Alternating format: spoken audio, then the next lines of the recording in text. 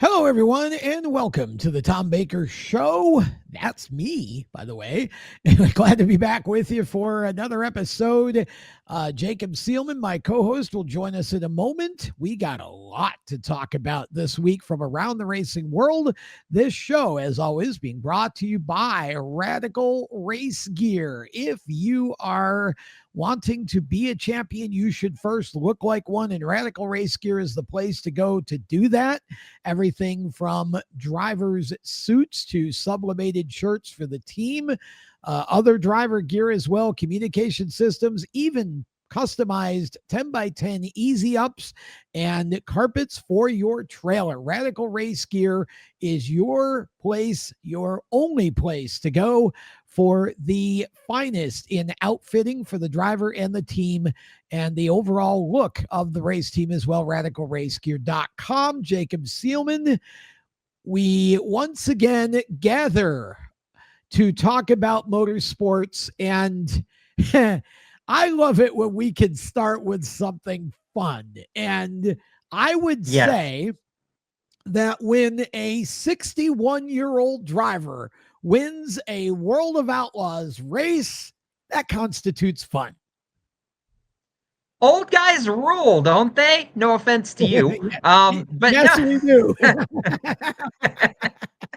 But in all seriousness, and I'm going to say this exactly like I wrote it in my notes going in, Dale Blaney won a freaking outlaw race. I absolutely love this to the moon. Number one, I love that it's proof that the World of Outlaws are not infallible when it comes to the full-timers that follow the tour. And number two, I love that it proves that the youth movement is not everything in motorsports still. Oh, for sure. Dale Blaney, for those who don't know, is Dave Blaney's older brother, and was actually driving his brother's what they call experimental sprint car, because it's kind of it's within the rules, but it's tricked out with some things that Dave wants to try that are shall we say not necessarily the norm. And he went out, and Dale's nickname being the lowrider, did lowrider things. He wrapped the bottom of the racetrack. The conditions were right to make it happen. And he went out, drove from fifth to the lead, and won the race. It was a thing of beauty. He was fastest in his qualifying flight to start the night, number one. Number two, he won his heat race. Number three, he started top five in the feature. This was not a fluke by any stretch of the imagination. And yes, it was only his 13th career World of Outlaws win, but Dale spent most of his time in his prime running the what was then known as the All-Star Circuit of Champions, which was the regional touring series up in the Midwest that kind of sort of ran along the same fronts as the Outlaws at times. But no, this was remarkable. And I've said this before, reporters love rooting for a good story. And I was sitting at home watching this race on Dirt Vision going, come on, Dale, just because I wanted to see a good story. And this was an outstanding story. Dave had become the oldest winner in history about 4 years ago at age 58, when he did basically the same thing at Sharon Speedway, which is the track that the Blaney family owns and manages these days. So Dale went out, broke his brother's record in his brother's race car. And if this tells you anything, Buddy Kofoid, who ran second to Dale, was the first driver to come run over to the car and congratulate him. The second was Sheldon Haudenschild, a fellow Ohio driver. But I couldn't find anybody in that pit area that was disappointed that Dale Blaney won that race, which is hard to find in a professional series in this day and age. Everybody was happy for these guys. And I also learned something, Tom, by the way, that I didn't know. Dale Blaney's day job is AJ Allmendinger's bus driver. Yes, apparently you also watched Door Bumper Clear this week. And that's, I was going to bring that up, is on top of being a cool 61-year-old who can still win World of Outlaw races, Dale Blaney is the bus driver for a NASCAR Cup Series racer during the day. He was flying back and forth from the Cup race in Kansas in order to compete at Sharon. And yeah, it was pretty cool, honestly, to see AJ's excitement and reaction to this, and Yeah. how Yeah, I cool love he that. thinks Dale Blaney is, and because AJ didn't come from a short track world. And No, he so didn't.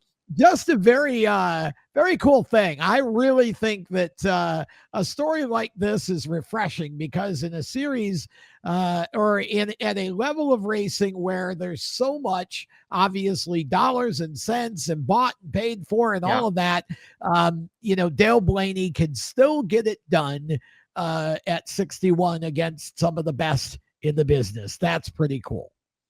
Yeah, I loved it. I really did. And to stay with the sprint cars theme, by the way, we also had news come out of the Golden State of California a couple of days ago, in that Brad Sweet is on the business warpath yet again.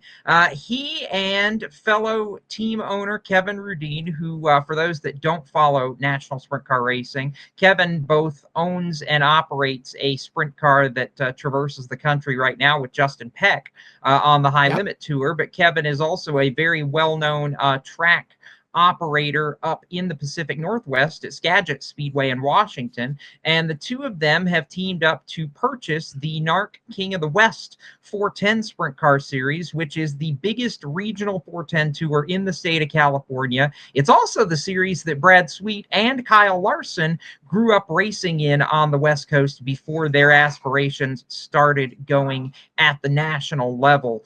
This is a piece of the sprint car puzzle that, in Brad's own words, is vitally important. They did not have a succession plan going forward into the future, and this is a move that is meant to keep that series and that portion of the country going for a long time to come. For drivers in the state of California, this tour is important because a lot of those guys don't have the resources to go national level racing and traverse the country with High Limit or with the Outlaws. But this tour allows them to make a comfortable living for themselves without having to go too far away from home. So big news there. So Brad Sweet, now the owner operator of two sprint car series, one on the national level, Tom, and one in his home state. I think it's a great move. Yeah, and for those who had some concern that perhaps then this series would somehow be sort of folded into High Limit's national tour, that is not going to happen. I think it's fair to compare this, Jacob, this series to a series that we know very well over here on the East Coast, the All-Star Circuit of Champions, which Yep. actually Yep. Tony Stewart had sold to Brad and Kyle, and it became High Limit. But then the two of them turned around and basically started it back up as a regional series again. So Correct. it Yep. sort of got folded, and then they just started a fresh version of it. And I Yep. agree. I think we need these regional series in order to feed the national series. If you look at the state Oh, of for sure. Pennsylvania, for example, when the Outlaws go there, there is a wealth, or there are a wealth of strong competitors in PA that can run with the Yep. Outlaws, but it's because there are all the big local tracks there. Sprint car racing's huge, so Absolutely. we need these regional series. I'm glad to see Brad and Kevin get a hold of this one, and I'm sure they'll do great things with it to keep it a regional series and make it even stronger than it is. Oh, absolutely. I think that's the big thing. Brent Kading, who those that know California racing know the Kading family name, was racing and also playing a part in helping to operate and kind of shepherd the series. And this allows Brent and Jim Allen to take a step back and focus on other ventures that still tie into King of the West, but kind of allows Brad and Kevin to take over the business side of it. So more on that as it kind of formulates and gets closer to a 2026 schedule. But I was just really happy to see all that play out. And speaking of Brad Sweet, that brings us to his other business venture in the High Limit series, which raced in Pennsylvania most recently. They had a pair of races, one by Danny Sams, who took the win in a rain-shortened race, and then by Tanner Thorson most recently. And the Path Valley race that Tanner Thorson won was the most interesting, I think, Tom, because when I say to you, the top two in points had to make the feature on provisionals. That ought to tell Yeah. you exactly how tough the PA posse is, which tightened up both the driver and owner point battles to just 52 points. Driver points, it's 52 between the top two, Abreu and Brad Sweet, Rico Abreu and Brad Sweet, I should say. The owner points, when you add in Aaron Reitzel's 87 entry, that gives you a third car in between those 52 Yep. points. And you want to talk about chaos? 5 races in 9 days later this month to close the season. If High Limit wasn't interesting enough to talk about, oh my goodness, they are setting the stage for an absolute heater, as the young folks say, to close the season, because this is not over. It might be Rico Abreu's championship to lose, but if Sunday night showed anything, this ain't over one bit, and I love that. Oh, not even close to being over. And, you know, you look at the two winners, obviously Tanner Thorson, an experienced veteran, and Danny Sams III, a young racer from Florida who is making his presence felt on the national tour. Both of them getting wins in PA, and that's a cool thing. So it shows you the diversity of the winners. And with the close points race, this has been certainly a banner season for the High Limit series. And as you say, 5 races in 9 days in October to close the season. It is far from over yet. I want to give a shout out to Danny Sams as well, because that's a family team. It's him, his mom, and his dad predominantly, with 1 or 2 crew guys to help out. And that kid has busted tail to get competitive on a national level. To see his effort and how much he pours his heart and soul, and his family pours their heart and soul into that race team, to see that effort finally rewarded with a national 410 victory, I was very, very excited for him. And anybody that wants to say, oh, it was rain shortened, boo, hiss, shove off, because I don't care at how you win it. At that level, it's like winning a Cup Series race in stock cars. It is not easy to do. It is a deep field every night, and you have to put yourself in position to take advantage of moments like that. Danny Sams did that and was rewarded at Bridgeport with that win. And I hope that gives them some momentum going into next year, because he's come on really strong in the second half of the summer. Oh, for sure. And there again, the rain shortened thing, look, there's no asterisk there. They ran the number of laps they ran. Danny Sams was in the lead when the rain stopped the show. Simple as that. You have to be there in order to get the win. And Danny Sams has been competitive, and I know that a full race win is coming soon for Danny Sams. Sure. But again, just great stuff when you look at sprint car racing right now. It is it is a tremendous season on both series. You and I like late model stocks, Tom, don't we? We do. Yep, we do. There was kind of sort of a big race most recently here at Martinsville that we care to enjoy, as do many other fans.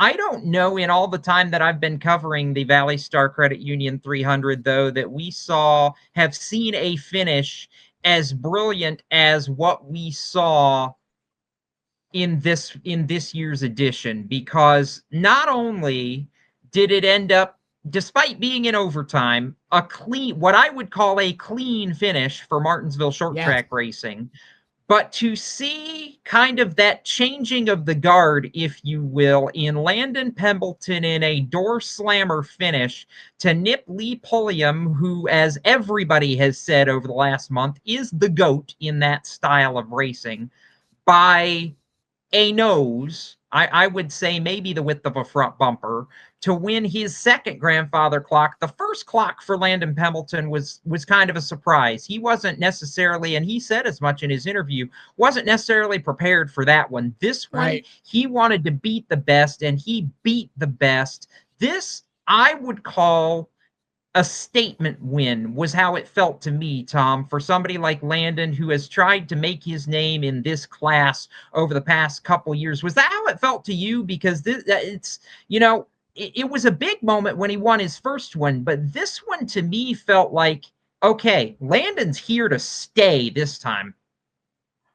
Well, I think when you win your second Martinsville clock, yes, certainly that's a statement win. Do I think he needed that win to be considered one of the best in current day in the late model stock? No, I don't, because I've always considered him one of the top competitors, especially in the Virginia area, but really anywhere he runs well. And so wasn't totally surprised, but obviously when you beat Lee Pulliam, who is one of the all-time best to ever strap in a late model, you've earned the win. And that was a big win for Landon Pembleton. And it was good to see that kind of a finish to a race that had some interesting moments. Oh, that it did, and you allude to one of those interesting moments that we'll talk about right now, which Yes. was in the second half of the race. There was some contact between young 15-year-old Tristan McKee and another longtime veteran of this class in Sam Yarborough, and suffice it to say, it set social media ablaze, if you will, and we get a look at it right here. So I'll just ask you, in lieu of being able to ask Tristan the question himself, I'll let you see if you can put any semblance of an answer to this. What in the world happened here? Well, Tristan made a mistake, is what happened, and then immediately blamed the spotter, which is not something that's a good thing to do when the mistake that you make happens out your front windshield. Tristan apparently was told by the spotter, clear low or clear down. And according to what Tristan told Dale Jr., he was just trying to get down in a hurry. He was kind of, just trying to make sure that somebody didn't get underneath him going into the corner, to which Dale Jr. basically said, boy, you probably should go another 100 feet before you make that, and then just blend naturally, right? So I don't know that Tristan McKee was being dirty here. I don't think he intentionally did it, but this is a young man who has a ton of talent, but also has had a lot of moments like this where, he's contacting the car in front of him. Now, sometimes I would argue it's been the other driver's fault. See the incident at, where was it? Hickory or Tri-County, wherever it was, with Hickory. It was Landon Hickory. Lewis. Hickory, that's right, at the throwback. I would argue that was all Landon Lewis, but Tristan is a little too aggressive and a little too big for his britches sometimes.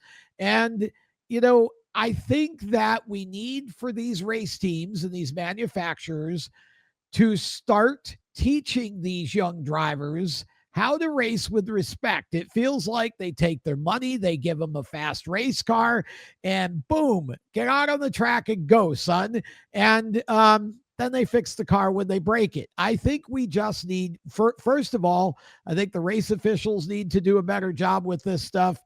And I think, as I say, I think the manufacturers, he's in the Chevy program in this case.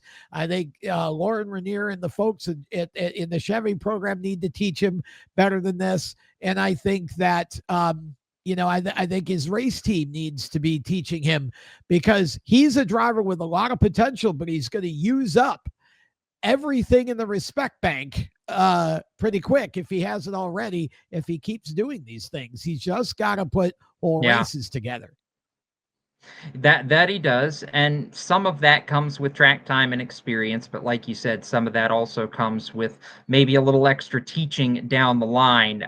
Final Yeah. nugget from Martinsville: Connor Hall, Junior Motorsports, winning the Virginia Triple Crown. It wasn't what Connor wanted. Finished 11th, whereas his main two rivals in the Triple Crown series um, crashed out, unfortunately, before the end of the race. But I found it interesting after the fact that he kind of, I don't think he intentionally alluded to or made us start asking the questions of, well, is this the end of your deal with JRM? But it was kind of the way he worded his one of his post-race remarks, and it makes me ask, okay, Tom, are we going to see Connor Hall somewhere else next year?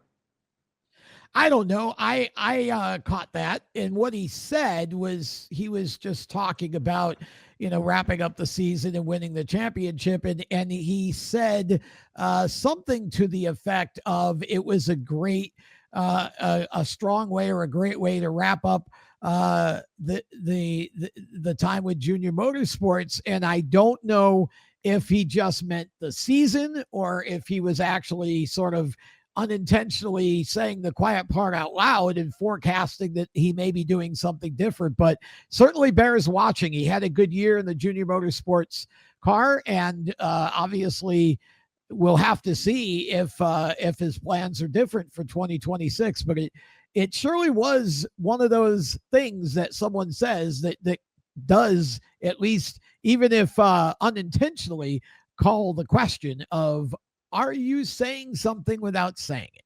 So we'll see where that goes. We're going to take a break right now. When we come back, we've got NASCAR. We've got all kinds of stuff still yet to talk. Don't go anywhere. We'll be right back. Attention track and series owners, elevate your fan experience with the TrackTune app. TrackTune works with your PA system. Fans and teams at the track can hear the announcers through their phones, ensuring everyone hears race calls, sponsor plugs, and more during race nights. It's simple to set up, affordable, and free for fans to download and enjoy. Visit tracktune.live for all the details and join tracks nationwide on the app today. For race fans across the United States, GetInTheStands.com is the place to find racetracks where you live and where you're traveling. Just go to GetInTheStands.com and enter your location. You'll see the tracks within 100 miles of that point, either as a list or on a map. GetInTheStands.com is 100% free to use and mobile friendly. So whether you're on a computer, a tablet, or on your phone, there's no need to download an app. To find racetracks across the United States, open your web browser and head to GetInTheStands.com. GetInTheStands.com, your racetrack directory. For over 50 years, FHS Superior Synthetic Oil has powered high-performance engines with unbeatable protection and speed. Whether it's drag racing, go-karts, sprint cars, stock cars, or your daily driver, FHS stands for high speed and delivers every time. Their advanced synthetic oils boost your engine's responsiveness, acceleration, and efficiency, giving you the winning edge on every lap. Visit FHSoil.com today to find the right products for your engine. FHSoil.com. Welcome back to the Tom Baker Show. We continue with some conversation about NASCAR. We have had, obviously, a great race at Kansas last week, and lots of things to talk about there, and also a couple of very recent nuggets of news that came out this week that we'll talk about. But let's start, Jacob, at Kansas, where Chase Elliott was not anywhere near winning the race until he was. I watched this live, couldn't believe it, watched it back, still couldn't believe it, watched it a third time, and finally, I mean, I accepted the result the first time, but it was like, oh, okay, that's how it took about 3 tries to finally figure out how he did what he did. He restarted overtime in 10th after the choose and was in victory lane 2 laps later in what I would argue is the finish, at least, of these playoffs so far for the Cup Series. We used to call Kevin Harvick Mr. Where Did He Come From? Chase Elliott was that guy over the weekend at Kansas. And for a driver who I think we thought might have been, coasting his way into the next round, all of a sudden, Chase Elliott with authority is in the final 8 with a shot potentially to go to Phoenix when we get that far. And I think this is a big moment for Chase Elliott because this is a team that maybe hasn't had the momentum until right now to chase a second championship. We know what he did in Phoenix in 2020, and he beat a Penske car in Joey Logano to do just that. My question to you is, okay, with a shot in the arm, can Chase Elliott be a spoiler now? Yeah, I think he can. I mean, you look at the tracks that are in front of us. I think Chase is one of the best whose name's not Van Gisbergen on road courses. I think he has a legitimate shot this Sunday at Charlotte at finishing second to Shane Van Gisbergen on the Roval. So that would mean he gets more points than any of the rest of the playoff guys, right? And then, you got Talladega still coming. You got Martinsville. You got tracks that Chase is good at. So I think, yes, I do believe that Chase can be a contender for the championship. Now, with that being said, he needs to send Denny Hamlin a Christmas card because Denny, obviously, who was trying to win the race for his car owner, Joe Gibbs Racing, ended up in, what's always a difficult situation, right? He's racing for the win against one of his cars with Bubba Wallace driving. And, Denny's got some power steering issues and, so he's just trying to win the race and you watch him get underneath Bubba and, he just takes him up the track and Bubba gets into the fence, just grazes it. And of course that at that point opened the bottom, the door on the bottom for Elliott to get there and win. So, I hate this kind of a situation. It's always, it's tough to be a driver for one and an owner at the same time. We saw that with Dale Earnhardt, with DEI and driving for Richard Childress. It is tough to do that. And Denny made it clear on his podcast on Sundays, I am a driver. And that's as it should be because he's being paid by Joe Gibbs. He's got a Joe Gibbs crew, Joe Gibbs car. He's got to go try to win the race. And obviously you're not going to intentionally do anything to mess up your own car. And I don't think he really did anything intentionally there. They were just racing hard for the win. Yeah, I think the hard part with that, though, is the fact that Toyota cars lined up 1, 2, 3, 4, 5 on the final restart, and none of them, count them 0, won the race.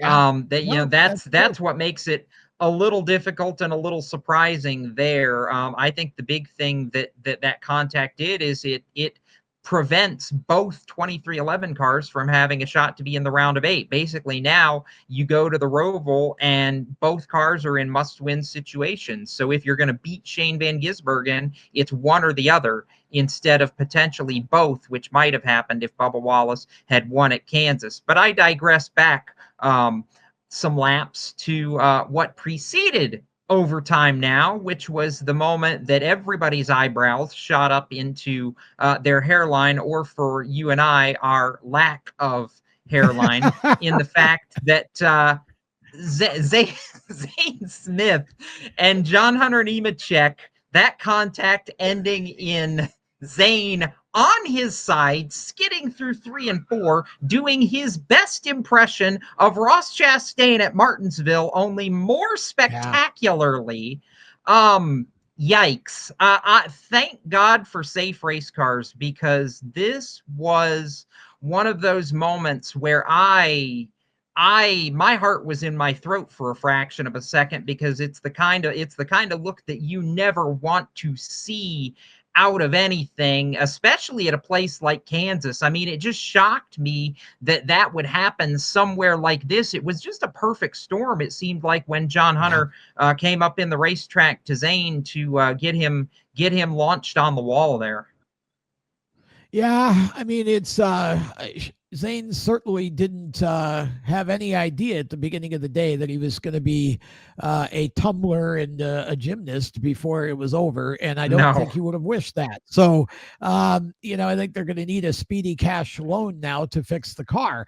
But Yeah, John really. Hunter, just lost the handle, it looked like. And it's unfortunate because that's one of those accidents that you look at and say, well, this didn't need to happen. They were running for a top 10 spot. It looked like, both of them were going to have great days. And unfortunately that got ruined for Zane anyway. And, I'm thankful he was okay because, those last couple of tumbles when you're, landing on asphalt, those cars are so rigid. These new cars are that, not a lot of shock absorbance by the car compared to what we've had in the past. So the driver really feels it in those types of crashes. And I don't think this needs to cause a panic about, let's figure out why the car went upside down. It just caught the wall. No, It's called physics. No, you can't. Yeah, I mean, you And just can't prevent him. before we touch on the breaking news of the most recent, I want to tie in to kind of put a bow on Kansas, the Sealman stat of the week, if I may. In that you mentioned Shane Van Gisbergen earlier in reference to the Roval, and I want to shout out SVG for the fact that he earned his first top 10 on an oval, turning left in the Cup Series with a what I would call a stellar comeback at Kansas. He started that race a lap down after having to do a stop and go penalty on the opening lap because of the post-inspection issue that they caught Trackhouse in. And he comes back, gets a top 10, and actually ties Canadian Earl Ross for 4th all-time in overall top 10s in the NASCAR Cup Series by an internationally born driver. Most of them on road courses. Now, SVG has an oval top 10 to go with it, which is number one interesting, but number two not overly surprising. We've all believed that once he starts figuring this oval racing thing out, that he was going to get better and better. I think we're starting to see that, and SVG and Trackhouse Racing tie into the breaking news of the most recent, Tom, because the crew chief that is heading there for Connor Zilisch next year is no longer at Richard Childress Racing in the crew chief role, because we got word that Randall Burnett will not finish the year, the final 5 races, as Kyle Busch's crew chief atop the pit box. Thoughts? That's correct.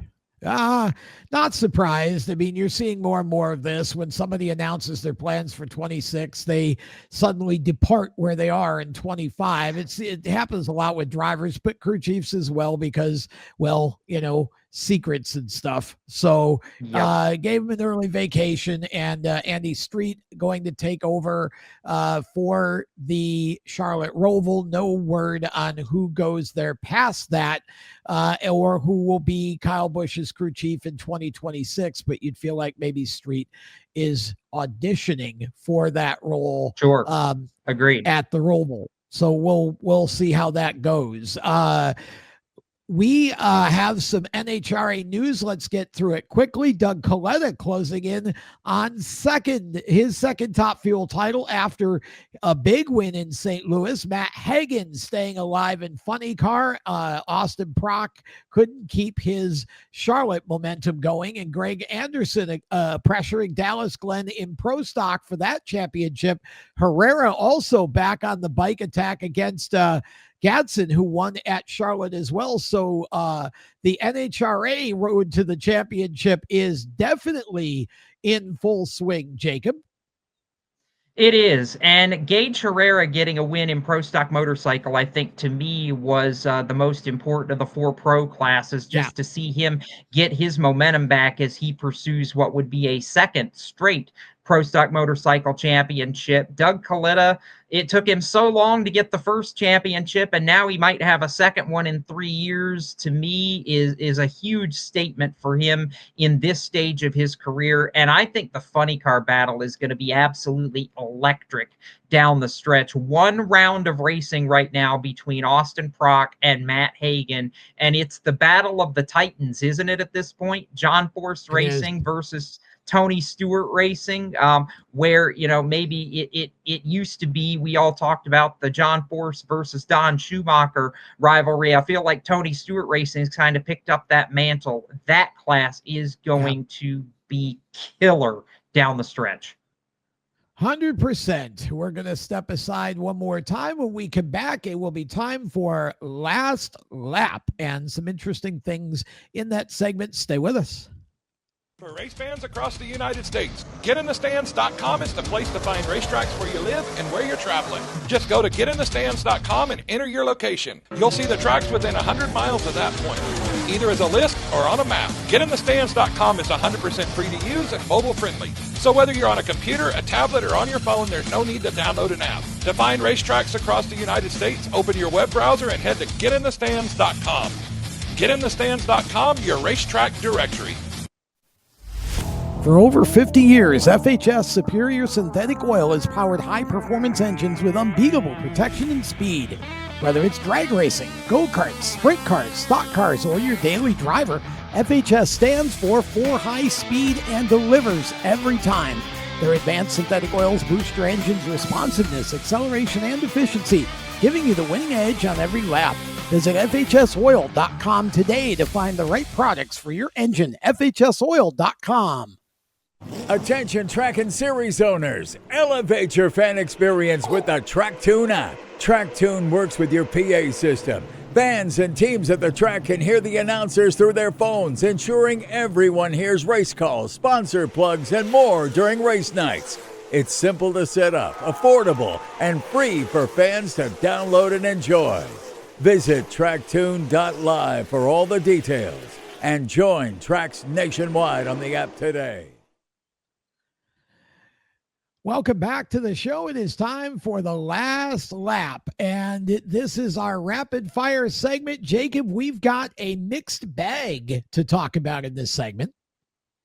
We do, and I want to start with the announcement today that North Carolina Governor Josh Stein, or as we're taping this show, I should say, that North Carolina Governor Josh Stein allowed through House Bill 926 as law, which includes the Protect the Right to Race provision, which has been talked about in a lot of states and at the Performance Racing Industry, or PRI, trade show recently, shielding motorsports tracks from lawsuits by property owners who moved in after the tracks were established, existing, all that fun stuff. So it protects places like Millbridge Speedway. I know it's a little bit bigger scale now than what it used to be, but places like North Wilkesboro Speedway, which is near a local community, Tri-County.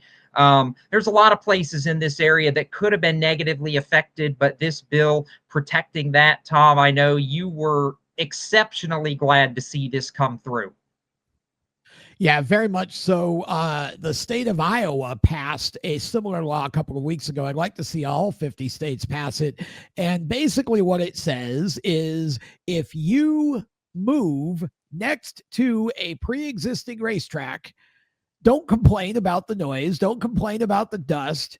You moved there knowing there was an operating racetrack, and therefore you just don't need to complain. The law preserves, in this case, a $3.82 billion motorsports industry in North Carolina, over 20,000 jobs, generating over $1.35 billion in wages and $477 million in taxes for the state. So obviously this is important, but even more so, you know, obviously locally owned tracks, vital for affordable entertainment, fostering young racers, and driving automotive innovation. So basically all of these reasons come together to say, look, folks, I mean, you know, if you choose to move there, you know what you're doing. So good job by the North Carolina state legislature and Josh Stein to sign this bill. Yeah, no, I'm very pleased. Like you mentioned, the state of Iowa, it was big in terms of protecting Knoxville Raceway, among other racetracks in recent years. And I'm with you. I would love to see all 50 states ultimately put this through to protect the sport that we Yes. love across the nation, but one step at a time. As we see. IndyCar nugget, real quick. It seems there is growing steam behind a return to Cleveland for a race in Yay! Ohio in 2027. Now, if it were me and I had my druthers, which they don't ask my opinion, I would love to see it go back to the Burke Lakefront Airport course. Me too. However, it looks like it's going to be a downtown Cleveland street circuit.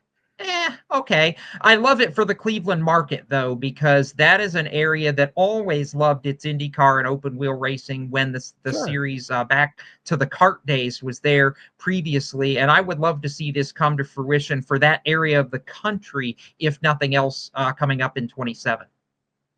For sure, I'd like to see it. This isn't exactly the Northeast market, but at least it gets it close. No. And I hope they have a section right up front for the dog pound.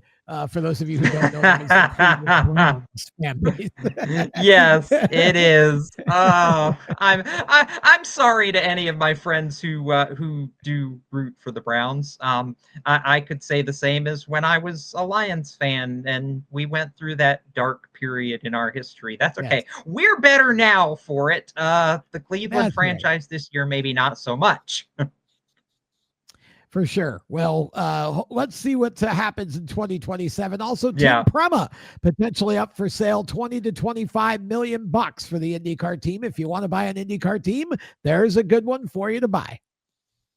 Yeah, and it's so shocking to me that 12 months after Prema was so gung-ho about coming into the American market, being a part of IndyCar, winning the Indy 500 pole with Robert Schwartzman back in May, that now we're at the end of the year and talking about them wanting to get out from under it. It blows my mind, honestly, that we've had that stark of a turnaround for that group, because I really thought that this was going to be a long-term endeavor for them. Obviously, potentially not the case. And I know this is normally where I throw nuggets at you, but I do just want to steal a moment in this last lap segment and pay a nod to two mentors of mine in the motorsports community that we lost within the last week. Nancy Wager, the longtime trackside PR rep for Chevrolet Motorsports on both the NASCAR and the IndyCar side, losing a fight with cancer. And my mentor when I was at Speed Sport Magazine, Keith Waltz, who before that was the very long time public relations rep for Charlotte Motor Speedway, passing away a couple days ago after a battle with Parkinson's. So just kind of a heavy week for me, losing and the industry as a whole, losing two people that did so much over the years. But I think the best thing I heard this week, Tom, is what we're doing right now. The best way we can honor the memory of people who have done so much for the sport is to carry on the sport the way they would. And I feel like that's what we get the privilege to do with this show. 100%. And our prayers and condolences to both of their families and loved ones. And that is how we will wrap up the show. Jacob Seelman off to Florida and Alabama to do must-see racing things. And I will be off to the Roval to cover Charlotte. And so we'll have all kinds of opportunities for news about those things in the coming weeks. With that, we step away for another week. For more great content, steeringwheelnation.com is the place to go. Our streaming channel right on the POWERTube TV platform, at The Wheel Nation on Facebook and Instagram. And of course, if you want to hook up with me directly and talk racing, Tom Baker TV on Instagram is a way to do that. And we'll be back next week for more of the Tom Baker Show. So long.